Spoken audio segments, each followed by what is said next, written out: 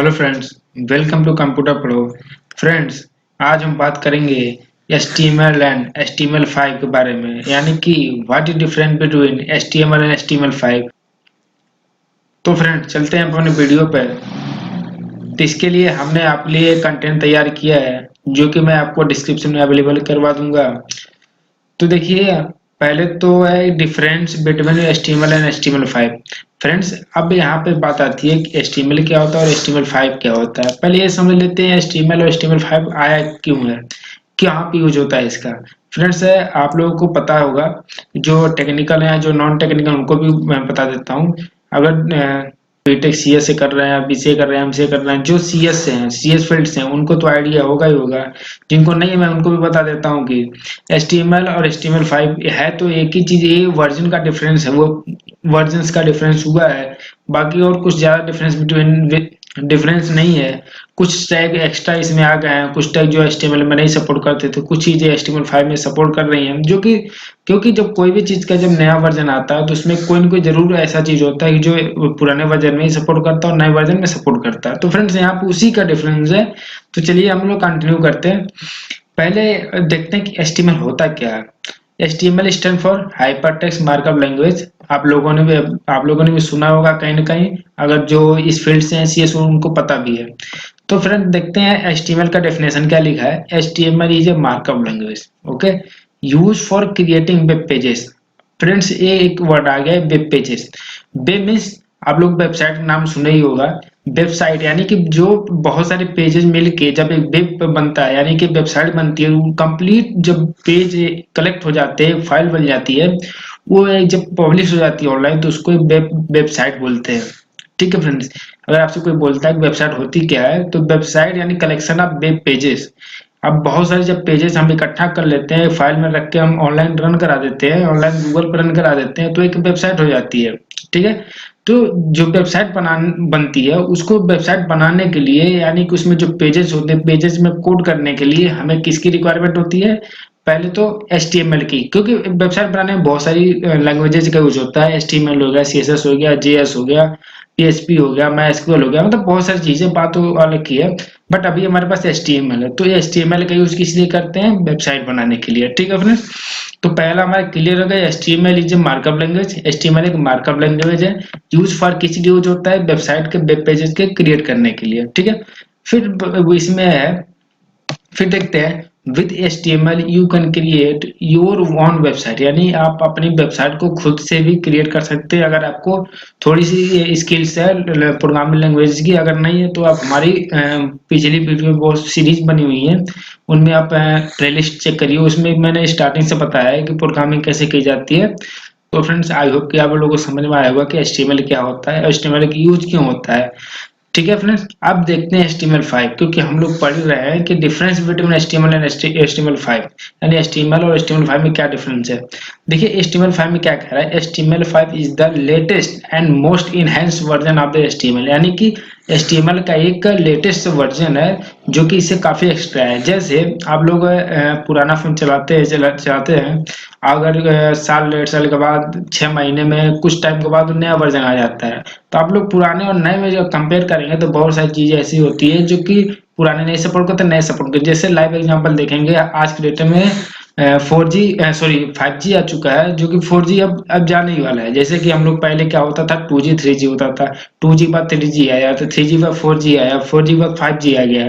तो ये इसमें क्या है, बहुत सारे डिफरेंस है। जैसे 2G था, उसकी स्पीड बहुत स्लो थी, नेट वगैरह की कॉलिंग की भी दिक्कत करता था।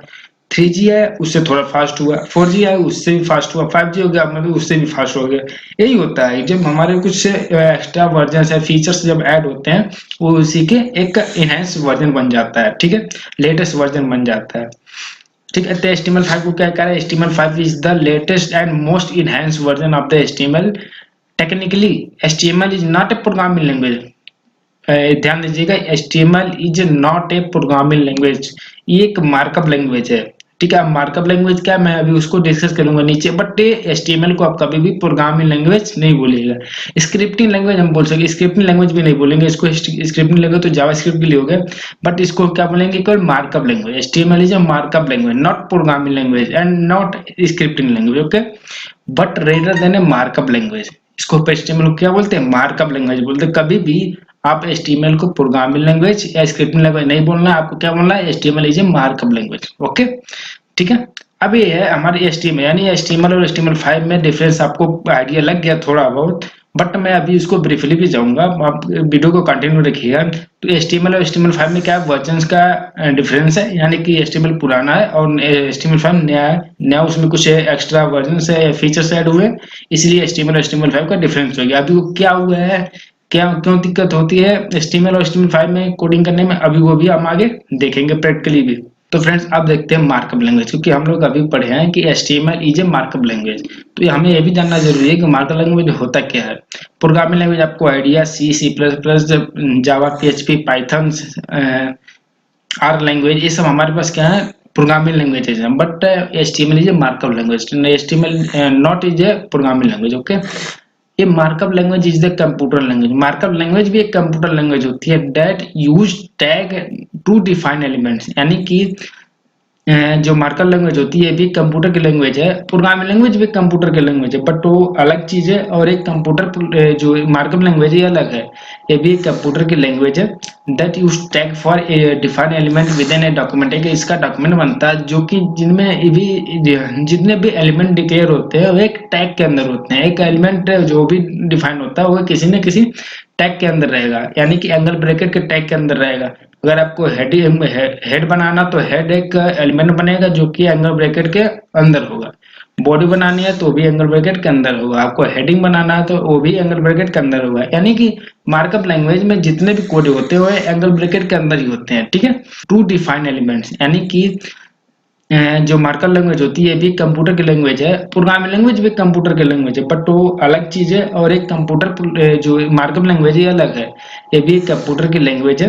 That use tag for define element with in a document, है कि इसका डॉक्यूमेंट बनता है जो कि जिनमें भी जितने भी एलिमेंट डिक्लेयर होते हैं वो एक टैग के अंदर होते हैं। एक एलिमेंट जो भी डिफाइन होता है वो किसी न किसी टैग के अंदर रहेगा, यानी कि एंगल ब्रैकेट के टैग के अंदर रहेगा। अगर आपको हेड बनाना तो हेड एक एलिमेंट बनेगा जो कि एंगल ब्रैकेट के अंदर होगा। बॉडी बनानी है तो भी एंगल ब्रैकेट के अंदर होगा। तो अलग चीज है। और एक कंप्यूटर जो मार्कअप लैंग्वेज है अलग है, ये भी एक कंप्यूटर की लैंग्वेज है। That use tag for define element with in a document, है कि इसका डॉक्यूमेंट बनता है जो कि जिनमें भी जितने भी एलिमेंट डिक्लेयर होते हैं वो एक टैग के अंदर होते हैं। एक एलिमेंट जो भी डिफाइन होता है वो किसी न किसी टैग के अंदर रहेगा, यानी कि एंगल ब्रैकेट के टैग के अंदर रहेगा। अगर आपको हेड बनाना तो हेड एक एलिमेंट बनेगा जो कि एंगल ब्रैकेट के अंदर होगा। बॉडी बनानी है तो भी एंगल ब्रैकेट के अंदर होगा। आपको हेडिंग बनाना है तो वो भी एंगल ब्रैकेट के अंदर होगा। यानी कि मार्कअप डिफिकल्ट होती हैं, जो थोड़ा बहुत नहीं समझ में आता, बट आपको प्रैक्टिस करते करते ऑटोमेटिक को क्लियर हो जाता है कौन सा टैग किस लिए यूज होता है। तो आई होप कि आपको मार्कअप लैंग्वेज भी समझ में आएगा, और आई होप कि आपको HTML and HTML5 and markup language तीनों क्लियर हो चुका होगा। ठीक है फ्रेंड, अब अगर आपको कोई डाउट होता है तो आप कमेंट सेक्शन में कमेंट करिए, मैं उसका रिस्पांस जल्दी से जल्दी देने की कोशिश करूंगा।